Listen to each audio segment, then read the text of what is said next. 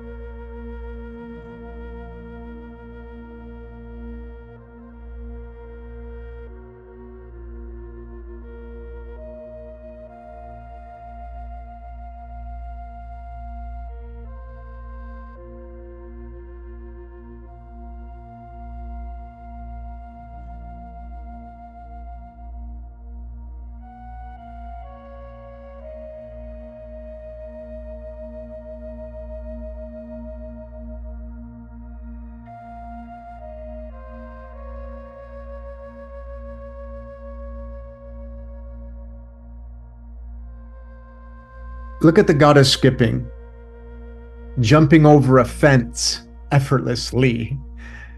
And think of the divine feminine Eris, aka Isis, aka Mother Mary, Lord, her journey from the underworld. That's what the whole thing is about. And Christopher brought it up on what the Egyptians talk about. So the flavor for today is she is making herself known in many ways. So many things are happening for this divine feminine energy to cross. So you're going to see another spring equinox happening that I started tracking back in 2020 to 2023, that in 2026, she's going to be doing this crossover, and I completely forgot about it, but something came to remind me.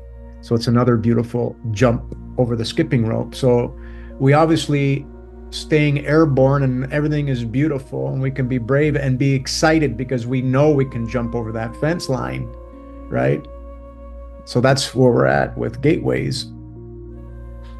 So a friendly reminder about what's transpiring during this anna-peranna. This is really cool. So Pluto went into its station retrograde. In other words, the planets slow down, come to a stop, and then go the other way. Well, Pluto started this morning. Okay, this morning in the Eastern Daylight Savings Time. And it does it for 24 hours. All right? Pluto is men in your life. It is the divine masculine. That's Osiris. Okay, that's God the Father.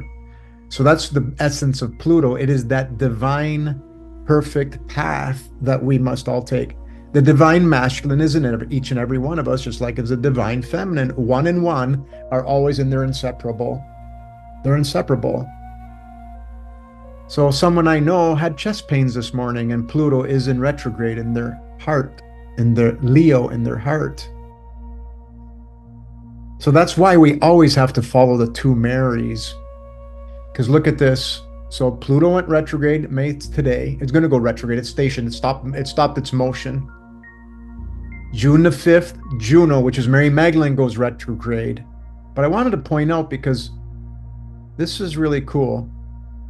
So when Juno or Mary Magdalene meets Pluto 3 times now, because they're both going to do that retrograde dance, which is that the Knights Templars, a lot of people are going to be arrested. A lot of people are going to come to sleep. Look how many jobs are being lost because of AI.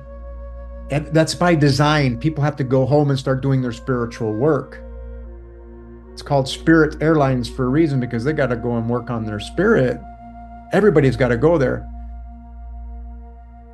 So Juno is going to line Pluto on July 23rd. On July 22nd, Eris goes retrograde at the same time. So you got the divine masculine and both Marys all doing something very spectacular in the sky. You can't make this stuff up. These are all divine cycles that affect us. They cleanses us. It empowers us. It excites us.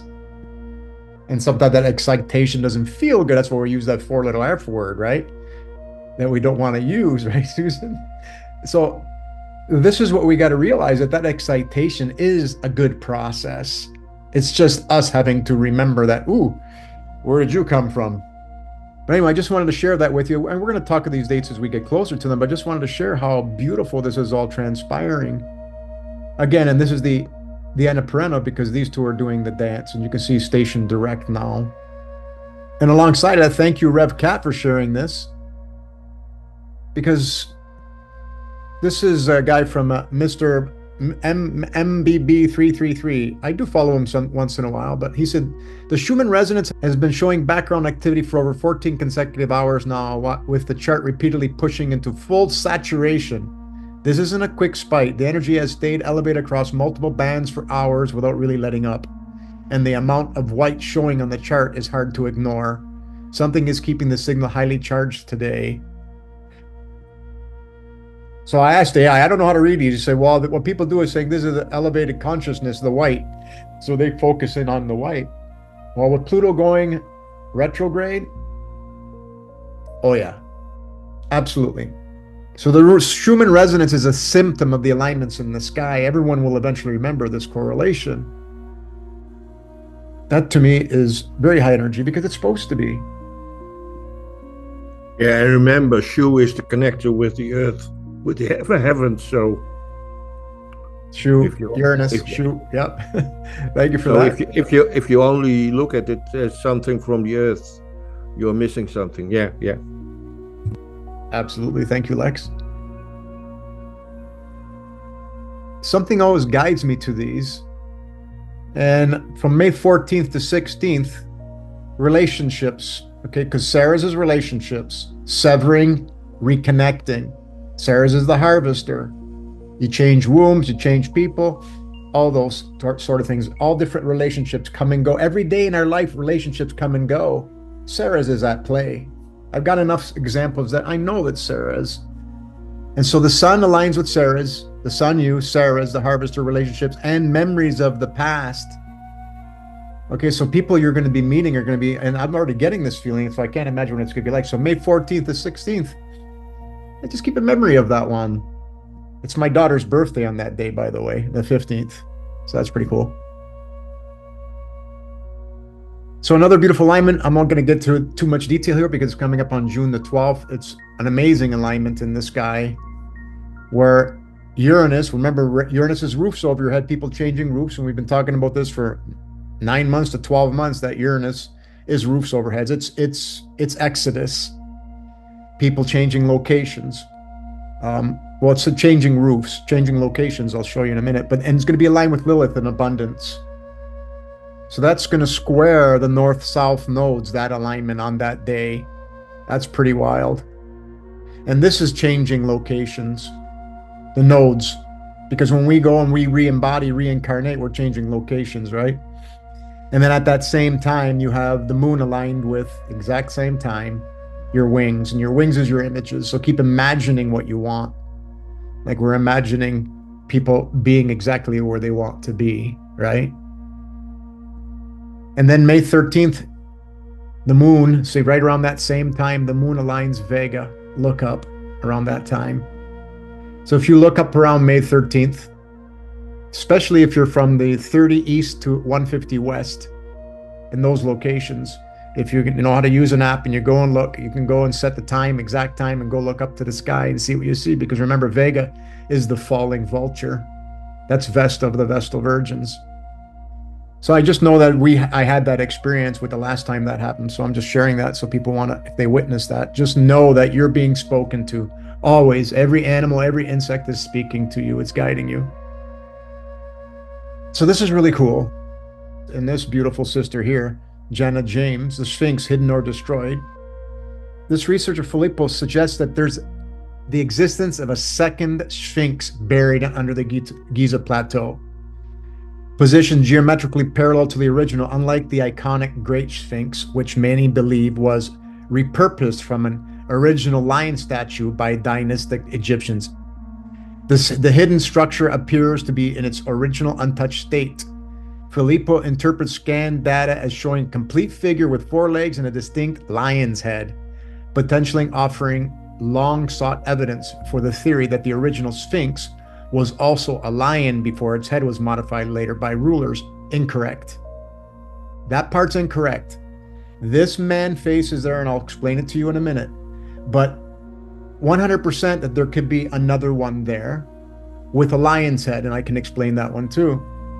So what I said in the post there, this is verifiable. The current Sphinx is half Aquarius, man, and half Leo, lion, because the witness to the Phoenix Rising event, which occurred on March 23rd, 349 AD, is 180-degree opposite, which we cannot place a marker as it is the ocean is where Aquarius is. So that buried Sphinx would have been 13,392 years prior. In other words, 24 Phoenix Risings, which would have been in Leo as a full lion. We leave markers for the Phoenix Risings. It's Revelation 12:1 in the Bible, which is the woman, Eris or Isis, clothed with the sun, Ra, with the moon, north node at her feet. Every 558 years, this exact alignment happens. We are upon one right now, April 15th, 2023. Eris, sun, north node at 0 degree Aries. So do the math and see the proof on the Egyptian walls, such as 77W is an obelisk of the 768 BC, which is depicted by a pointer in the tomb of Ramses II in the Valley of the Kings. When charting this alignment, tell them what they use. We've plotted all the Phoenix Risings every 558 years when that alignment happened. So in 349 AD, it happened over here. But we can't leave a monument there. And that's in Aquarius, the cusp of Aquarius. And guess what? So they put half man, half lion, telling you that the Phoenix Rising happened on this side. This is a clock. Don't we read clocks? We have to put markers on the clock for us to read it. So we do that on the grand clock. We leave Sphinx, we leave obelisks, we leave all sorts of things depending on what technology we have, because right now we are infantiles compared to the Egyptians, what we once were. So 13,000 years ago, it would have been exactly here, and they would have put one what was a complete lion because it would have came in Leo. So I said, you know what? If that guy is seeing one with a lion, 100%. But there would have been 13,000 years ago, there would have been a Sphinx with a lion's head, not with a man's head, because the man's head is representing over here in the ocean side. All right. So the Egyptians, we left all the data for how to know where we're at on the clock. This is where we can be really excited and know that we are upon this, and it's written in the stars and there's no turning back. Okay, so what does all this have to do? All this the other pun not intended, to do with the underworld? Well, because when this divine feminine energy crosses the celestial equator, it's just another spring rising within a spring rising within a spring rising. So thank you, Fran and Michael. She does heliocentric astrology, so she's like looking at it from way, way out. And so she recognizes that this Eris is crossing that celestial equator. So the celestial equator, you can see 0. Okay, so she's jumping from the underworld down here below, and she's crossing over this line in the sky that's marked as 0. And she crosses over and retrogrades across it March 26th, October 28th, and January 22nd. So she's already gone across it once. She'll go back across it again, and then for the third time, she is now completely out of the underworld in a grander clock. So this is what we call great news, because we leave all this behind, so we pick it up again. We start remembering all this. So these grand cycles are absolutely beautiful. Although we're not 100% sure that this equatorial grid, so I'm going to go on a limb here, if this is accurate based on what NASA and astronomers are doing, because we know that they're off in the longitude when we look to the sky. Are they off in the latitude? Don't know. And the only way we're ever going to be able to do that is everybody around the world is going to have to set their telescopes straight up to the zenith and see what stars pass at their longitude. And that's something I'm trying to work out with people from around the world. But either way, whether she's already crossed it or about to cross it, it's still around the same, because this is only going to be off by, I don't know, from my estimate, somewhere between 3 and 5 degrees. But it doesn't matter. At the same time, it's a clock within a clock within a clock, all doing a spring rising, which is us coming out of it. So have you heard about the Forbidden City? We always leave monuments on the plane of the earth to show us the sky clock, like I showed you the Phoenix risings. But people all around the world are leaving these monuments. And I'm going to talk about one called the Forbidden City, just a couple slides really quick. The root word of forbidden doesn't mean you can't go. It's a boundary established by declaration, a spoken boundary. In other words, it's a gateway that we can cross, we can go into. We're never forbidden. You just can't go there if your heart's not as pure, if your heart's not as light as a feather. If we're not doing the forgiveness process, we can't cross through those gates. It can't be any other way. We are from love. So the Forbidden City is from a city called Peking, China. And in there is what's called Forbidden City. So it's within a structure. They have all kinds of signs on there that are related to what I'm going to show you as Ophiuchus. That Forbidden City exactly aligns with Rasselhag, and that's the third eye. That's separating the snake from eating its tail. That's doing all that karmic release. Ophiuchus is the wounded healer. You can heal yourself and others by working on the images and doing that forgiveness process. So there's so much iconography there that they knew that they were aligned with this point, this gateway, because it is a gateway. Rasselhag is the third eye of Ophiuchus stepping on the scorpion, right? No longer getting bitten by the star Lasaph, the tail of the scorpion. So they built this beautiful place right exactly there. So thank you to Charles and Michelle, YouTube's Teacher Charles TV. They brought up the name Tartar City, knowing that Peking, China was advanced in their esoteric wisdom. They knew where to focus monuments within the stars back then. And that's what we're doing today. We got to re-understand that we just don't read a clock on the wall. We got to read the clock here so we know where we're going. We know who we really are. You don't have to learn this. Just know it. Just know that we're here and be brave, because it's absolutely beautiful. So just quickly, you can see all the esoteric things they have there. Like they have the phoenix there. They got dragons, which would be the same as a snake. They got lions, bulls, immortal guardians, a phoenix crown on an empress. Okay, so they got the phoenix there. They got the Bennu bird, which is another symbol for the phoenix rising. Of course, all kinds of snakes and dragons, which would be a symbolic. Don't forget, it's the Greeks that did Ophiuchus. So each culture will have their different version of the snake, which is what we incorrectly call hell, because it's the waves, right? When we make the waves, we wear those waves. So there's just so much beautiful iconography. So this image here is about the closest that would look to like an Ophiuchus.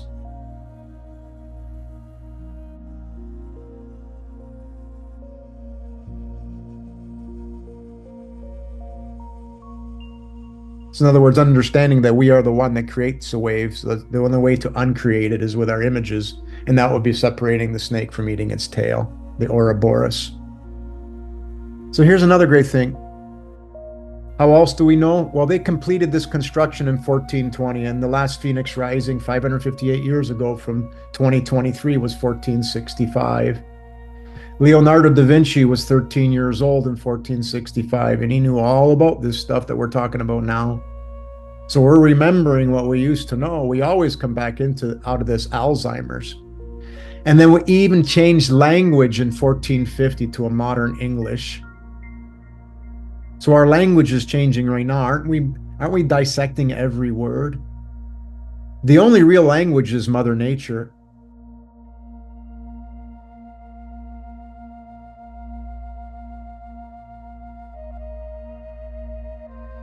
Mother Nature's birds, animals, insects, they give you the only language of signs, which is written on the Egyptian walls. The Egyptian walls is experiences. So the more we understand that, the more we know the language of Mother Nature, then hey, that's it, man. The rest of the books and the Babel and all those words, we can pay attention to those, but where it's at is being still and watching Mother Nature guide us. The clouds will make shapes to guide you. The wind will blow a feather in your path because it's alive. It knows that you just helped an animal, an insect. 2 last quick slides. So Laura J asked me about the Wizard of Oz. That's the underworld. The Wizard of Oz is about the underworld. Dorothy goes to the underworld and she learns a lot about herself, right? And then she tapped ruby red. Red means she's coming back to manifest. She's coming back to the world, the upper world, right? So that's Oz, because when you wrap the alpha, beta around, these are glyphs that have huge meaning, every single one of these. Okay, every one of these is a glyph that you can talk about. We put these together to form words, which would really be stories. So the alpha to the omega, so the O to the Z is the underworld, the Wizard of Oz. So it matches there. So whoever did the Wizard of Oz, he either picked it up unknowingly or absolutely knew. So I'm going to stick with the latter, that he absolutely knew. And so that Juno is involved with tornadoes. This would be the White Witch, and this would be the Black Witch from the underworld, Isis, because she's pure love, and pure love, when pure love hits you, you cleanse. You cleanse the way it should be. It's getting rid of all those old snakes in us. So that's the story of the Wizard of Oz. It's just both Marys. They're everywhere. It's beautiful. Last slide. The 100th monkey effect is a phenomenon in which a new behavior or idea is spread rapidly by unexplained means from one group to all related groups, regardless of geographic location. Once a critical number is reached, think you just might be that monkey, the 100th one. Which is really cool, because yesterday Kathy's aunt and uncle were over and we were explaining to Kathy's uncle on how the banks create money as soon as you sign a document out of thin air. They just put it on the ledger. And that's the Lord of the Rings. That's the sword being pulled out of the stone, because that is the Holy Grail, because we're no longer going to have money. We're going to go back to sharing. And the 100th monkey, so when he left, he says, I finally get it. He said to me, I get it. I get what you're telling me. That's part of the 100th monkey effect. Which, oh, by the way, he was born with a tailbone behind him. Like, of a monkey. Really cool. And that's all we have for today.